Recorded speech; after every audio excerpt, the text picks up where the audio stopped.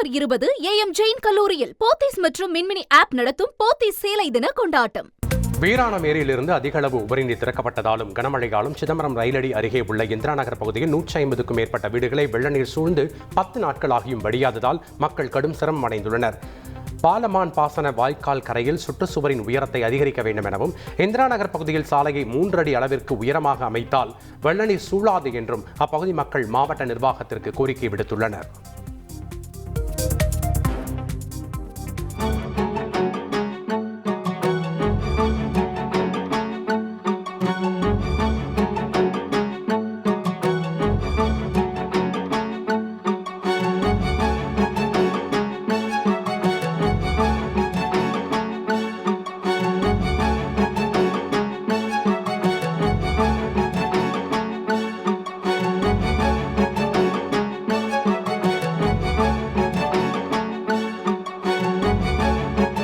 பாஞ்சு நாள் கிட்டத்தட்ட இப்போ தண்ணி நிற்கிது. மழை பெஞ்சதுலேருந்து தண்ணி நிற்கிது.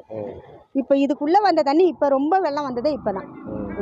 இப்போ ஒரு வாரமாக பெஞ்ச மேலே 10 நாள். இப்போ நாங்கள் வெளியிலே போக முடியல, எதுவுமே வாங்க கொள்ளலாம் போக முடியல. கொஞ்சம் மேடு தூக்கணும், ரோடும் மேடு தூக்கணும். அது வரைக்கும் அதை அந்த 2 பால் மடை கொஞ்சம் தூக்கி தரணும், அவ்வளோதான். இப்போ இது வந்து பைபாஸால் கொஞ்சம் ஓரளவில் இருக்குது, இல்லைன்னா நெஞ்ச அளவு நாங்களே முழுவி தான் போவோம். இது வரைக்கும் ஒரு 4-5 வருஷமாக தண்ணி இல்லை. ஆனால் அந்த வருஷம் கொஞ்சம் வந்திருக்கு. மேற்கொண்டு இனிமேல் தண்ணி வராத அளவுக்கு இந்தமாரி பொதுமக்களுக்கு பாதிப்பு இல்லாமல் செஞ்சு கொடுக்கொண்டு அரசு. ராமநாதபுரம் நகராட்சி பகுதியில் சாக்கடை உடைப்பெடுத்து கழிவுநீர் வெள்ளமென வீதிகளில் பாய்ந்தோடுவதாக குற்றச்சாட்டு எழுந்துள்ளது.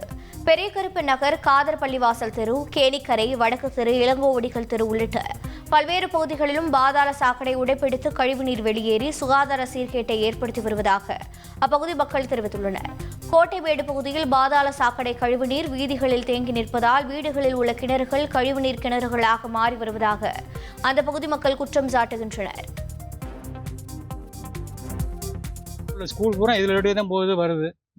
எல்லாம் மக்கள் இதெல்லாம் போகிறாங்க வராங்க. எங்கிட்ட உள்ள ஃபுல்லாக ஏரியா போகிறோம், யாருமே கண்டுக்கிறாங்க. நாங்களும் ஃபோன் பண்ணிட்டோம், எல்லாம் சொல்லிட்டாங்க. கலெக்டர்லேருந்து, எம்எல்ஏலேருந்து, மினிஸ்டர்லேருந்து எல்லாம் வந்து பார்த்துட்டு போயிட்டாங்க. எந்த விதமான ஆக்ஷன் எடுக்கிறாங்கல்ல, ஒன்றாவது அப்படியே கிடக்கு. நாங்களும் இதில் காய்ச்சல், இது மலேரியா, சிக்கன் குனியா எல்லா காய்ச்சல் பிள்ளைகளுக்கு வரத்தான் செய்யுது. இந்த தான் இருக்குது, உடஞ்சி ஓடின மணிக்கு இருக்கு. நானுமே போய் நகராட்சியில் எத்தனை 4 வருஷம் சொல்லிக்கிட்டு இருக்கேன். வர்றது கொஞ்சம் பேருக்கு தண்ணி எடுக்கிற மாதிரி எடுக்கிறது, அதோட அவ்வளோதான். நாங்கள் என்னமா செய்ய முடியும் அப்படின்னு சொல்லியிருக்கா. இப்படி இருந்த பொதுமக்களுக்குள்ள எவ்வளோ சேதம். அன்னைக்கெல்லாம் வண்டி நேற்று கௌரப்பச்சு, ஸ்கூலுக்கு வண்டியே கௌரப்பச்சு, இந்த மரம் வர கிடந்தனால. இப்படி இருந்தால் என்னதான் பண்ணுறது? அப்போ நகராட்சி இருக்குதான் இருக்கு. இப்போ நகராட்சியில் காசு வாங்குறா, தண்ணி வரி வாங்குறாங்க, வீட்டு வரி வாங்குறாங்க, பாதாள சாக்கடை வாரியெல்லாம் வாங்குறாங்க. அப்ப எதுக்கு வாங்குறாங்க? இந்த வேலை பார்க்காம எதுக்கு வாங்குறான்னு கேட்கிறேன். தூத்துக்குடி மாவட்டத்தில் சமீபத்தில் பெய்த மழையால் 5000 ஏக்கர் அளவிலான உப்பளங்கள் மழை நீரில் மூழ்கியுள்ளது. இதனால் உப்பு உற்பத்தியை பழையபடி தொடங்க 1.5 மாதங்கள் வரை ஆகலாம் என கூறப்படுகிறது. உப்பு உற்பத்தி இந்த 2025 தொடங்குறதுக்கு ரொம்ப லேட்டாக காலதாமதமாகுது. ஏன்னா போன வாரம் 2 நாள் நல்ல மிக கனத்த மழை பெஞ்சிட்டு, இந்த மழை பெஞ்சனால உப்பளங்களில் பள்ளங்கள் எல்லாம் எல்லா இடங்களும் குளம் போல காட்சி அளிக்கிறது. அதனால தொழிலாளர்களுக்கு யாருக்கும் வேலை கொடுக்க முடியாது. உப்பள முதலாளியும் ஒன்றும் செய்ய முடியாது. ஏன்னா இப்போ தண்ணியை வடித்தாதான் அவங்க வேலை செய்ய முடியும். அதனால இந்த இது ரொம்ப பாதிப்பு உண்டாயிட்டு, இன்னும் வருங்காலங்களில் மழை பெய்யாமல் இருந்தால் தான் இன்னும் ஒரு மாதம் 1.5 மாதத்துல உப்பு எடுக்க முடியும். இல்லாட்டா கூட இன்னும் தாமதமாகலாம். டிசம்பர் 20 AM ஜெயின் கல்லூரியில் போத்தீஸ் மற்றும் மின்மினி ஆப் நடத்தும் போத்தீஸ் சேலை தின கொண்டாட்டம்.